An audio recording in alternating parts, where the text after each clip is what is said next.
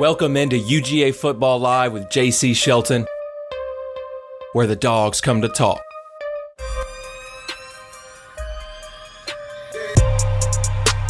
Hey, welcome in, guys. UGA Football Live with J.C. Shelton. Got the band back together today. Got a little former Georgia football history right here in our meeting right now. None other than Arthur Lynch, former Georgia tight end, been my partner this season. Always glad to have him on. And then his quarterback, QB1, SEC record holder, Georgia record holder. You know him, Aaron Murray. We appreciate you jumping on with us, Aaron. We got a big matchup this weekend.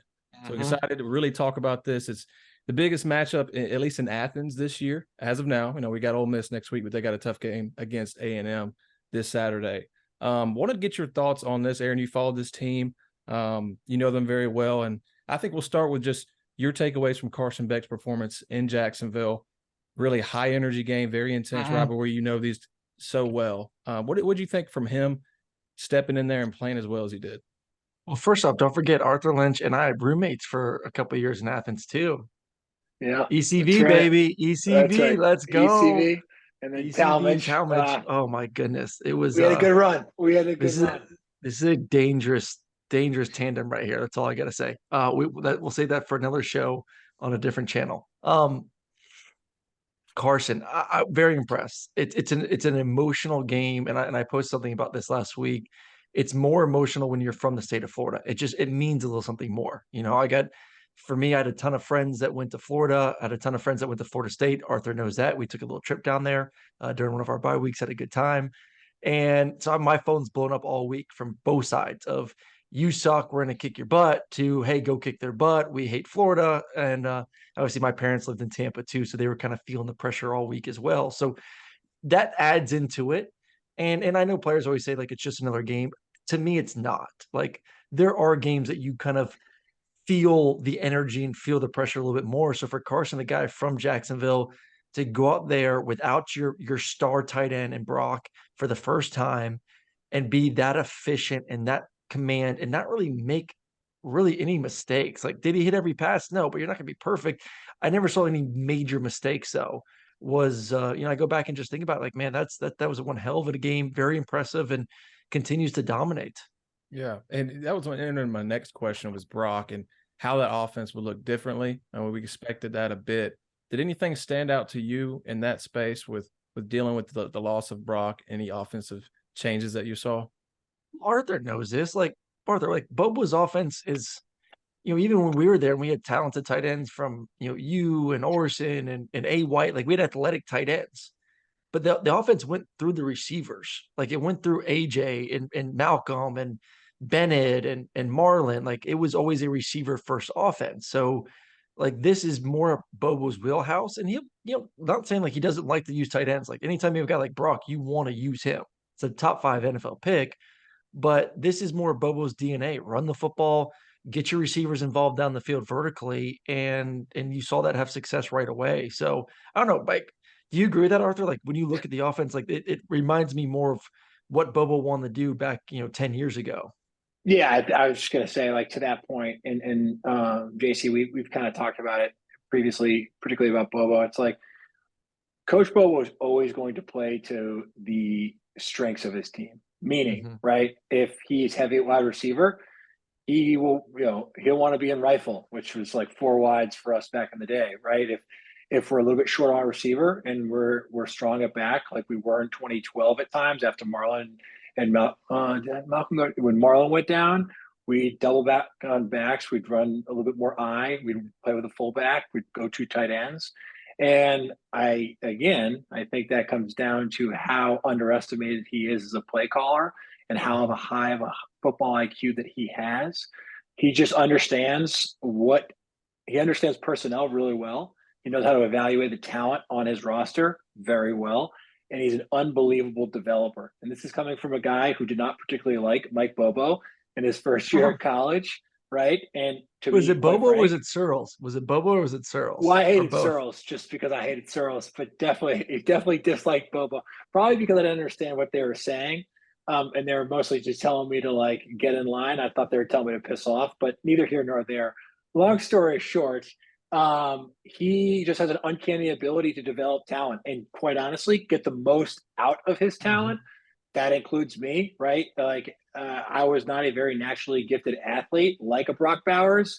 And I ended up being, an all league tight end because of the development that he was able to instill in me. Obviously, Coach Lilly had a big footprint on me as well, or influence on me, I should say. But I think, and Aaron will always agree with me on this, I think he's an incredibly underrated play caller. He's an even more underrated developer of talent. And he is cut from the same cloth as Kirby Smart, right? You want to play for a guy like Mike Bobo because he'll fire your ass up day in and day out. I don't know. That's how I No, see it. I agree. Like he's I think he's vastly underrated. And it's funny, like we heard a lot of noise at the beginning of the season. The Bobo haters were out in full force. Like he could not do anything right.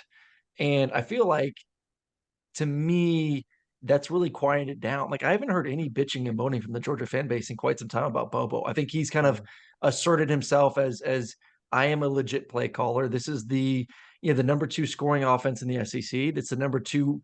A week ago was the number 1 passing offense in the SEC. Now it's number 2 behind LSU. I think number 4 or 5 rushing offense in the SEC. It's one of the best offenses in the country. It is. It's Mm-hmm. efficient.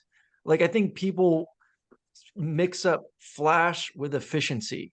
Is it Caleb Williams and USC flashy, or Washington and Michael Penix, or Jaden Daniels at LSU? Like, is it like that? No. But is it efficient?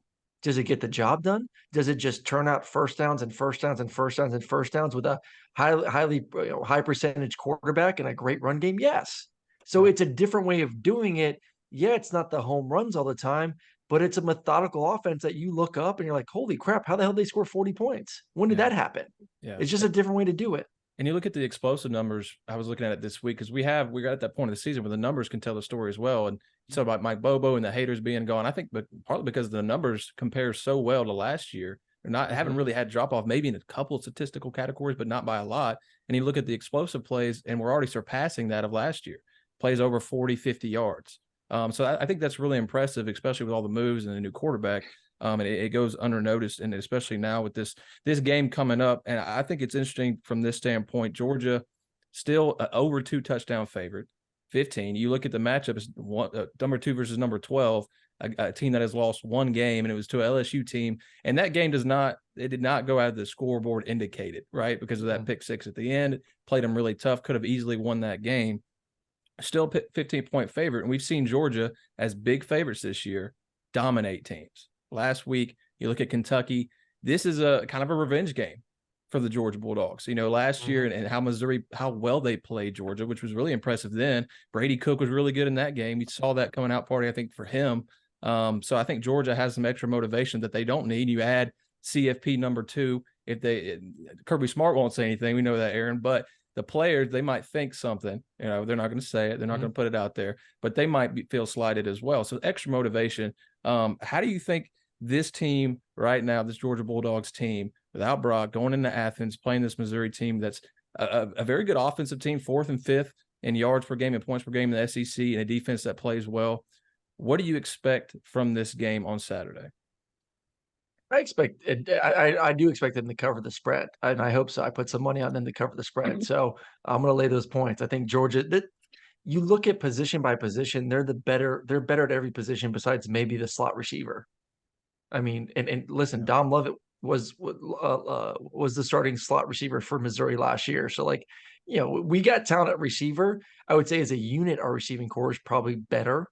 But you got the better O-line, you got the better quarterback, you got the better running game, you got the better D-line, you got the better linebackers. I love they got a pretty studly linebacker, actually could be a first-round draft pick. And you got the better secondary. So they're a good football team. They're to me the scarier of the 3 of the next 3 weeks because they are balanced. They can play good defense. They can run the football. They got a quarterback who is very athletic in Brady Cook, who is, really not shown the threat of running besides the last game of the season. He's kind of been just more of a pocket quarterback, but you always got to take that into account. You got receivers. Luther Burden's one of the top 5 receivers in college football this season. So they can play well on both sides of the football, which worry you. But once again, Georgia's still a step above them. And Georgia themselves is extremely balanced, but a better version of Missouri. So I think they handle business. I think being at home, Georgia fans at a 3:30 game, two top 12 teams, they're going to show up. They're going to make it crazy difficult. Missouri really hasn't played in an environment like this season. Most of their games have been at home or smaller stadiums in the SEC. This is going to be in front of 93,000 people who are also going to be pissed off that they're not number one in the country, and knowing that the number 12 team in the country is there between the hedges. So I think it's going to be a butt whooping. I would lay the points at that. I think it's around 15. Yeah. And if you're looking at eye test Missouri, I think they even look better coming in this matchup than the numbers say as well. And if it gets into a play for play game, I think the third down, this number stood out to me. Don't get too much into this on a week to week basis, but I think these numbers stood out to me. Missouri 62nd in the country for third down, offensive conversion rate, Georgia's third, 61st in defensive third down conversion rate for Missouri, Georgia's first. Georgia plays so well on third down on both sides of the ball. And you mentioned it there, Aaron, as far as the position group battle and Georgia winning. Defensive line last week versus Florida was very impressive to me. 4 sacks after having 12 entering that game. And you had Tyrone Ingram-Dawkins, his first game back since week 1, sack, fumble. The defensive line, we haven't seen that Jalen Carter, Jordan Davis, Devontae Wyatt type of guy, but I think they're coming together as a unit and playing well, which is not good for Missouri. And then run game, something you mentioned earlier as well, the run game for this Mike Bobo offense, averaging 186 yards against SEC teams. And you really saw that last week, I think, with Bobo really instituting that run game early and passing the run as well, setting them up well. And I thought Oscar blocked well too. And Arthur, you that was your specialty. I mean, you were the big physical blocking tight end. And not saying that like Oscar can't go out there and catch the football. Like we saw him do that. And I think Lawson Lucky is going to be a kid that, as his feet get wet, he could be in it. But the importance of still being able to block. And I saw Oscar, and I'll let Arthur kind of hit on this, be very physical at the point of attack and kind of want to prove himself as not only a pass catcher, but a blocker as well. Yeah, that's a good point, right? And I think blocking in, one of Aaron's high school teammates, also a friend of the show, Orson Charles, like Orson he was an athlete coming in, right? And he ended up being a very good, if not dominant blocker by the time he was done at UGA, and ultimately he ended up being a fullback in the league. The great irony there. But what I'm saying is it's all like a want-to thing, right? And that is a reflection of the coaching by the offensive side of the ball, right? Those coaches make it a point with those tight ends. Hey, if you guys want these looks, right? If you want these plays, you're going to have to be able to have to block, and then B, going to have to want to do a little bit of the grimy stuff, whether it be kind of H-back movement stuff. And you saw Brock Bowers. Brock Bowers is not a big man, right? Darnell Washington was a mountain of a man, was obviously a dominant blocker. If you look at the game film of Brock Bowers, he grades out incredibly high, not only as a pass catcher, but as a blocker. He's only about 6'3", about 245, right? He's not 6'7", he's not 265. Delp has a bigger frame than Bowers, which leads me to believe that he has taken note of what makes a elite tight end, and that's the ability to catch the ball and the ability to be a run blocker and also a pass blocker when it's called upon. And I think Aaron hits the nail on the head, right? Oscar, he has picked up things quickly, understands what it takes to be an elite type of player. Yes, he has a lot of room to grow, but the fact that he's willing to put his hand in the dirt and get a little bit dirty, that bodes well for the Georgia offense, I think, moving forward, because they realize, right, can you replace Brock Bowers? No. Do you have the talent to have an elite type player or a great player or someone to evolve into an elite player at Delp? Yes, you do. And like I've said, JC, although you're not as bullish as I am on this, there are bodies in that tight end room who are built more like me, who probably could go drink a couple of milkshakes and eat a couple of steaks and be a tackle or guard if they wanted to. I still think those guys will play a role in the next couple of weeks. I'm not saying they're going to be Brock Bowers 2.0 or Darnell 2.0, but I think they're going to play a role. 100%. Yeah, 100%. I agree with Arthur on that. Like you still have to have guys that are willing and capable and third down situations, goal line situations that like that guy's going to lock up a defensive end. Or you do a some sort of play action half rollout from Carson, and you're going to trust that tight end backside to block one-on-one against a defensive end. So there will always be a role. Like it's not exciting. It's like this is not going to be like the fullback position where all of a Yeah. sudden like you're just going to focus on just tight ends that are average to below average blockers but excellent pass catchers. Like no, like you still need to have physicality at the point of impact, especially in this offense, because this is still, to me, this is still a run first offense. Like this is 100%. not, we do not run an air raid offense. This is not a throw the ball 50, 60 times and flex your tight ends out left and right. This is still, to me, the reason why Georgia's offense has been as good as it's been for the past 4 or 5 weeks is because Edwards is healthy and they're running the football at a high clip. Kendall Milton is running the football well. Like that starts the engine. That gets it going. Well, what do you need? Well, you need tight ends that are willing blockers and capable blockers. So they got that with Oscar. Brock is obviously, not the biggest guy, but he's willing to block. Mm-hmm. I was with Travis Kelce for a couple of years in Kansas City. He's willing to block, just enough to be dangerous, knowing that, hey, you're going to be a bit, it's going to be rewarded to you in the back end. If you can run it, I'll get some more one-on-one opportunities because defenses are going to have to go single high more often. That's good stuff, It, guys. and to that point, Bobo loves the play action, right? And would it be a 344 fullback that we used to have? I mean, it's obviously evolved. But 344 fullback. That's my just don't throw it if Roy's in there. Which I did. And Bobo, you know what's funny? Some BS. There's a 344 fullback that I threw to, I think it was Roy. And I tried to like back shoulder it because it ended up being flushed. Yeah. And it was an interception. And it really wasn't. Like I think it was actually a drop. But Bobo got in the head said, like, we're not going to challenge it because you're an idiot for making that throw. I'm like, really? You're gonna like cost me an interception because you want me to learn a lesson right now? Like, come on, Bobo, what are we doing here? Yeah, no, I mean, it was I like a think that blowout game, so it didn't really matter. But I was still like, come on, challenge the damn thing. I think that was Merritt Hall, but It was Merritt. It was we don't want to Merritt. throw Yeah. the room. We don't want to throw the roommate under the bus. But Yeah. yeah, for those at home, the 344 fullback is another terminology for the John Gruden Why famous banana? Y banana, Spider 2 Y banana, same play. But anyway, Yeah. Go ahead, JC. I'd throw it in there. Insider baseball, baby. I love it. Yeah. Aaron, I know you got a few more minutes. Let's touch on this really quick. Something that stood out to me. You look at last year, and it sets this up perfectly as well because of the college football playoff rankings happened the same week that Tennessee was ranked number 1, and they came into Athens with that high-flying offense. Georgia shut Hendon Hooker, Cedric Tillman, Jalen Hylett, who is one of the fastest players on the field wherever he goes, right? And, you heard the Players Lounge, you have Javon Bullard talk about this week, and it stood out to me. He told a story about Kirby Smart saying, hey, if we didn't game plan the way we did against Tennessee and Jalen Hylett, then we were going to have to mess around and put Arian Smith back there to cover him at corner. Now you have Tyke Smith versus Luther Burden. Burden's a problem, right? He's going to be in the league in a few years at the very least. Do you see anything like, what do you expect from Tyke Smith and this cornerback, this secondary, having to keep up with these guys speed-wise? Because we've seen some holes. We saw, Vandy, quick passes and a couple of scores for them. And then also last week, the first drive for Florida.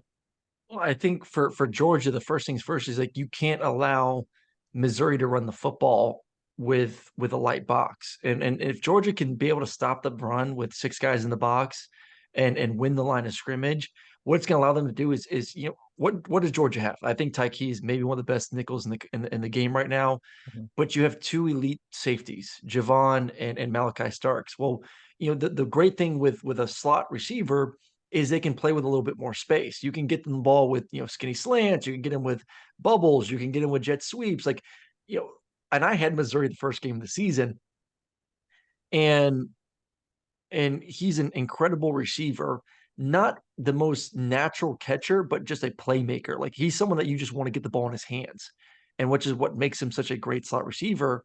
But if you're able to play too high and bracket him with those talented receivers, then all of a sudden Tyke doesn't have to worry about two-way goes. You can play inside leverage and just say, hey, I got my safety support on the outside, or I can play outside leverage knowing that I got Javon or Malachi that can play inside leverage and bracket him. And if they do want a skinny slant, then hell, look like what Javon did last week to the Florida receiver. He's going to come down flying like a missile, and he's going to take his head off, and he's going to be thinking twice about running that slant. But the problem is, if you can't stop the run, you're going to have to put one of those safeties in the box, which then gives Burden that two-way go on Tyke. And like I said, I love Tyke. I think he's great. I hope he can lock him down.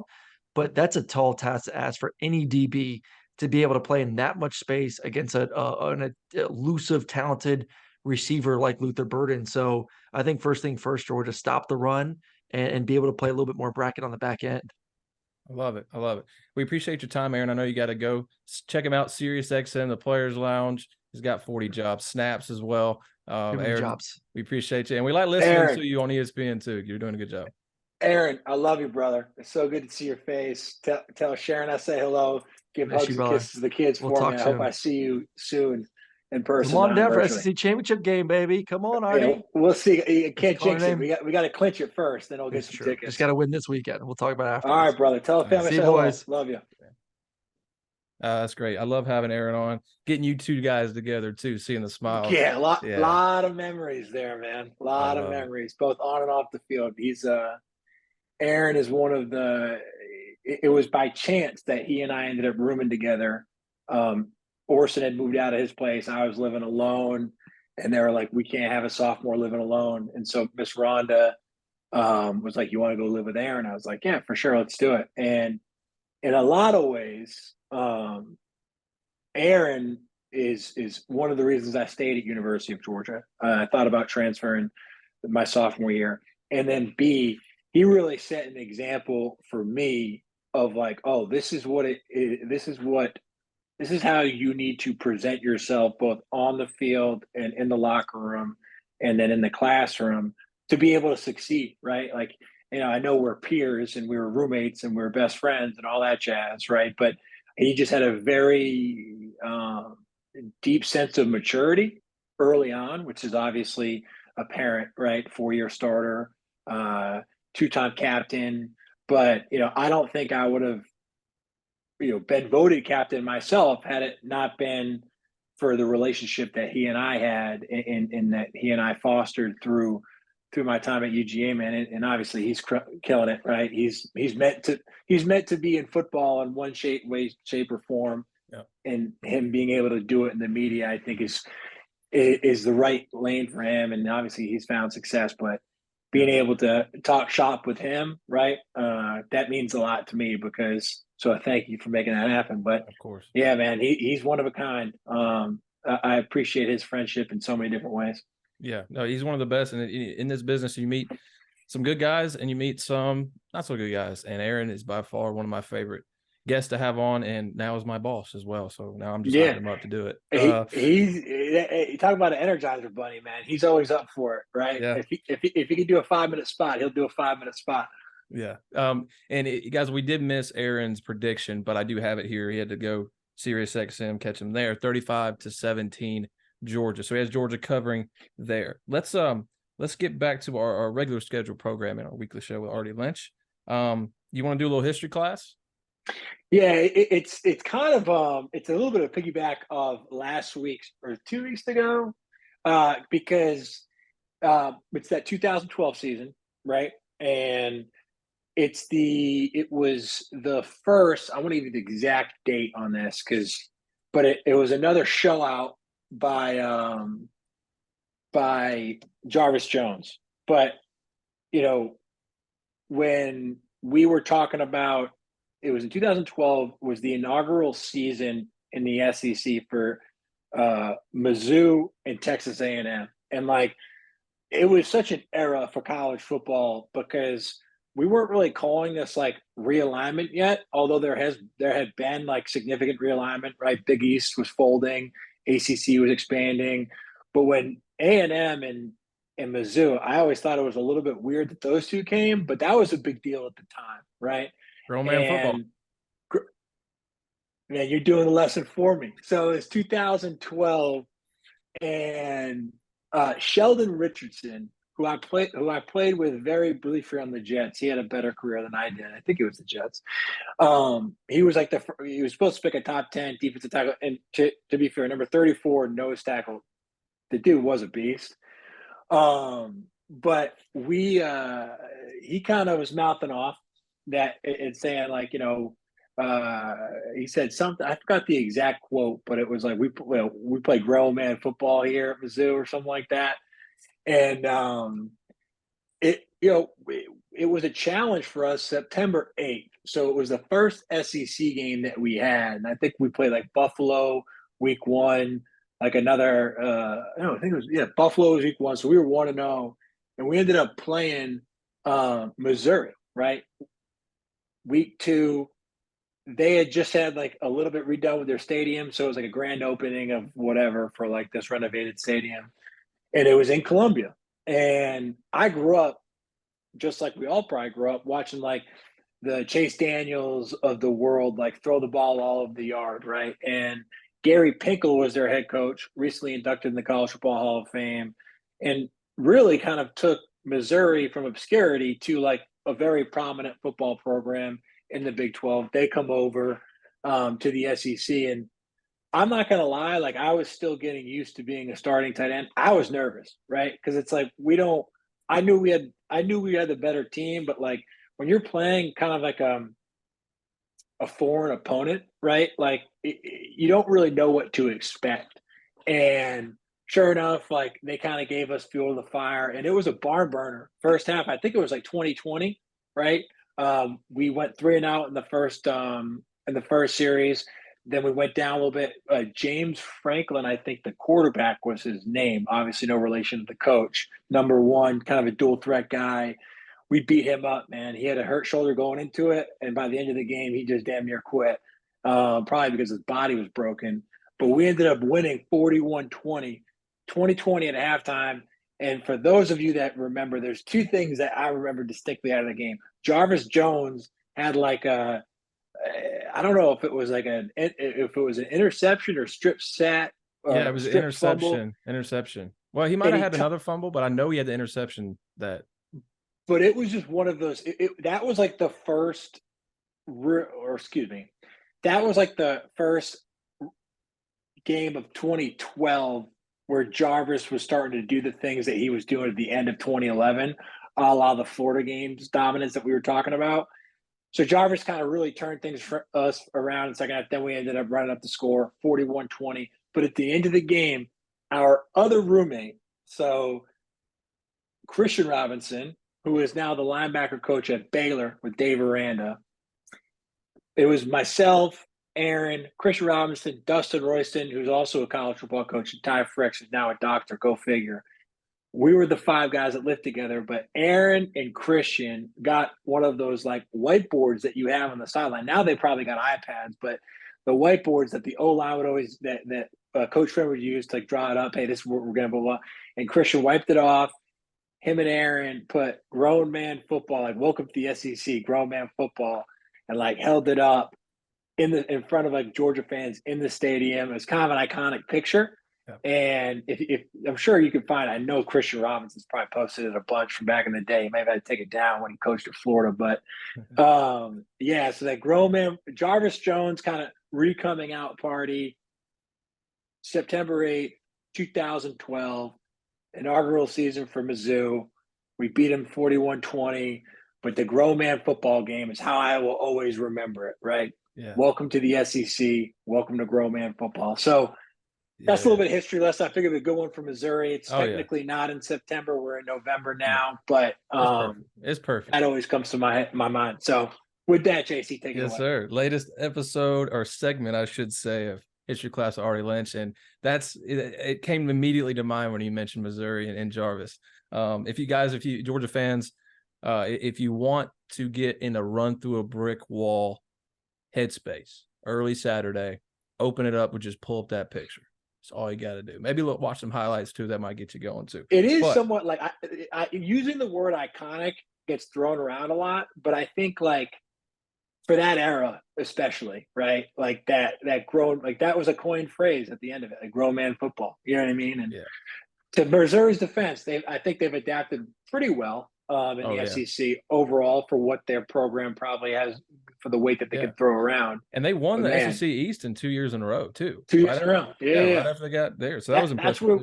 That was with like Shane Ray was the defensive guy, Michael Sam, Shane Ray, and then they had another like Dorial Beckham, I think, was a receiver they had for a bit. Yeah, it sounds familiar. I can't really remember. But anyway. Moving on. Let's see. I do want to give a shout out quick.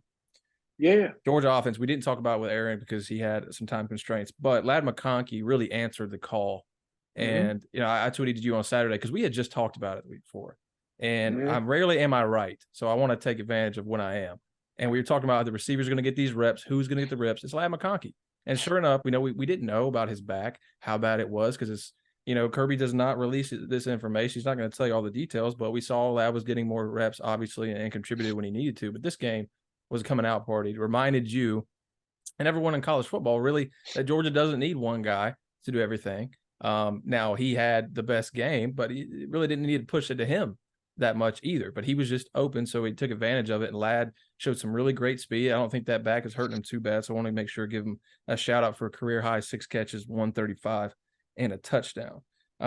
Let's talk UGA injury updates real quick. We'll get to our predictions here in just a moment. Georgia's the healthiest they've been since fall camp. Now, you might say, well, JC, we have Brock Bowers out, Marius Mims is out. Still, with those guys, just considering how long I do a Georgia injury report every week for USA Today and the Players Lounge, it has been so long this year. The longest we've seen. Kirby Smart said it earlier this year.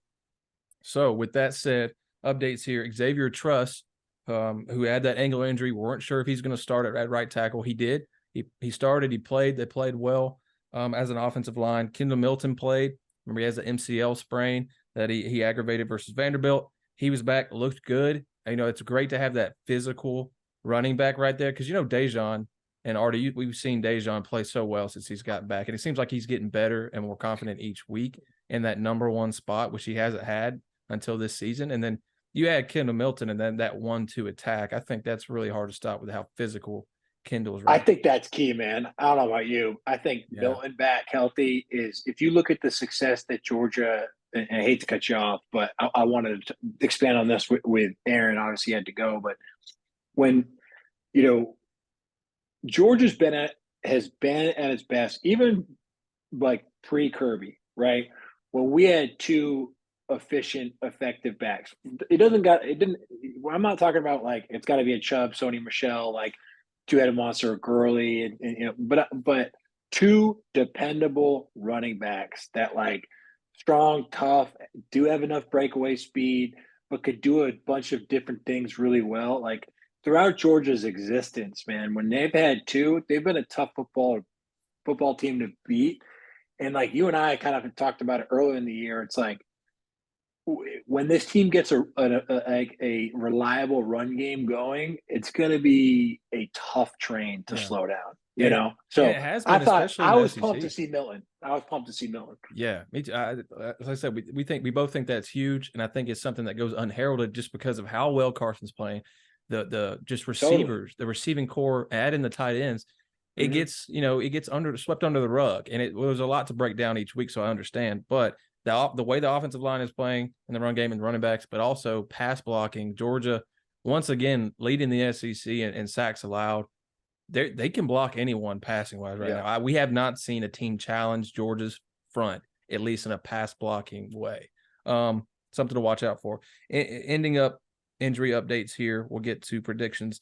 Tyrone Ingram Dawkins played, sack, fumble, played really well for his first game back. Dan Jackson, now he is out, and this came out last week. He's trying to come back from a bursa sack in his knee. Now, I've never heard that before in my life, so I had to look that up. Basically, it comes from a collision, right? And it's swelling, kind of like a welt almost, and it got infected. So he's dealing with that. But he's hopeful. That kid's been through it all. He has, man. But there's one guy, is Dan. He can come back from that.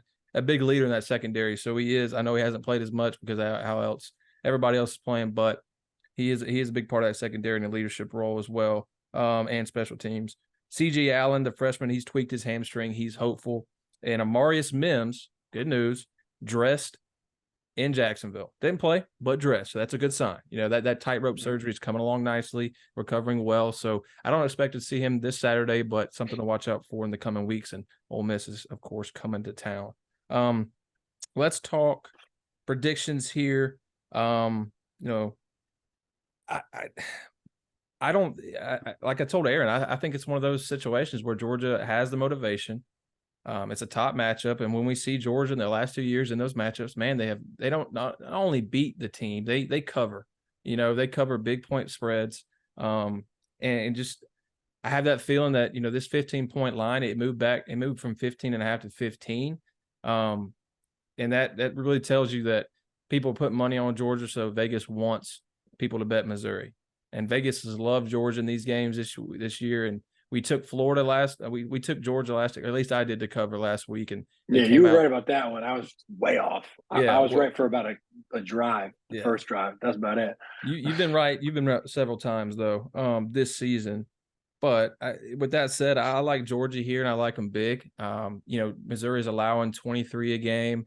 The defense, they play hard. I think it's one of those first half battles. How does Georgia's secondary respond to Luther Burden and the weapons that we've already described on this show? I think they do a good job of it. We've seen it in the past. There's nobody else you'd want better on your staff than Kirby Smart, Will Muschamp, and those guys to really game plan for this offense. So that said, I think Missouri just doesn't have the players in the end. And this Georgia offense being so efficient, their defense playing so well on third down, got to get red zone cleaned up a little bit, but not many people get in the red zone. So it's not as big of a deal as some make it. So I like Georgia 45, Missouri 17. Can I add 10 points to Aaron's prediction? I think Georgia just scores a lot here. Artie, what say you? Yeah, you know, I'm with you, man. I think my biggest hesitation this year has been the run game, and I know we already just talked about it, and just because it's really hard to win a championship without like a consistent run game. I'm not saying, again, you don't need Derrick Henry back there, but you need to be able to have, like, you know, on any given day, have a 100-yard rusher, or, you know, a $150 by committee, right? And I think we got that now, right? I really do. That paired with particularly with Georgia's defense, it's like if you got a couple guys that could chew up the clock, if you get even a 4-point lead, you know, that defense is going to hold. So I like this guy, Eli Drinkwitz. I had to look up his name because I didn't want to butcher it. I think he's a good coach. I think he's a great recruiter. I think he's a good offensive mind. I don't know if he has recruited enough talent there yet to go toe-to-toe with a team as established as Georgia, right? I think he was able to do it at LSU in part because LSU, I don't think is as good as people probably think they are, and they have no defense. They have really good offense. But I think Georgia's gonna, if it were away again, I would be a little bit more concerned. But no, I think Georgia's probably gonna win by 18, 20 points. I wouldn't be surprised if it was like a 41-20 game. Could it be like a somewhat closer starting in the second half? Maybe, sure, I could see that. But I think Georgia covers, puts up 40, and probably like, you know, a 40-23 game or 41-24, something like that. Yeah, I like it. And it's something to note too, we didn't mention, is Missouri is one of the most penalized teams in the SEC, and they have to come to Sanford. And we've seen over the last 2 years, it's consistent to where these top matchups, as Georgia fans, they're just undoubted. And they're going to come in there and they're going to cause problems, especially procedural penalties. We've seen that in these big matchups in Sanford Stadium. So something to watch out for as well, how well this crowd gets into it and makes the difference. I think that's good for the Missouri. A couple of games I want to mention we're watching here is LSU at Alabama for the inside track at the SEC West. These two best teams in the SEC West. You can say Ole Miss. I think they're going to have trouble with A&M and Georgia in the next couple of weeks for sure. Might have 2 straight losses. Bama's getting 3 right here. I think just because they're at home, I can see LSU favored in Death Valley. Defensively, like you just said there, LSU just don't have the players on defense. But if it's a shootout, LSU will win. I mean, their offense is scoring 47 points per game, and they've played a bunch of SEC opponents. So it's not like that's a fluke. A&M at Ole Miss, of course. Mississippi getting 3. That's going to be tough for Ole Miss. I know they're at home, but it is a noon kick, so it takes a little bit of that bite out of that home atmosphere. Washington at USC. Washington -3 right now. It seems like one of those games that UFC decides they're going to play well, make a statement. I don't know. Washington has some holes in it. I think Oregon should have beat them early in the season. I like SC in that game. Yeah. I like SC in that game. The line is baiting you, man, and take SC. I'm not going to touch. I'm just not sure enough. No. Because of SC's defensive issues, they could very well give up 50 Michael Penix, but something to watch out for. They'll probably give him 50. I just think it just seems like a game that Caleb's gonna be like, by the way, I was the Heisman Trophy winner last year. Like, yeah. And we've seen there is holes in that Washington defense. Like they're not top in the country. They're not near the top of the country. Something to watch out for. But Georgia, Missouri, 3:30 kick. CBS got that prime slot. I'll be in Athens. Artie, thanks so much for jumping on, man. It was a great show. Yeah, man. We're excited for it. So appreciate you guys. Make sure to check him out on Twitter. Lynch1788, I believe. 88 on man. Twitter. 1788. Yeah. Yeah, a lot of good stuff there. I'm at JC Shelton _. Players Lounge, UGA Wire, USA Today Sports, and of course, hit that subscribe and like button if you can't hear at the Pulse Sports Network or wherever you get your podcasts.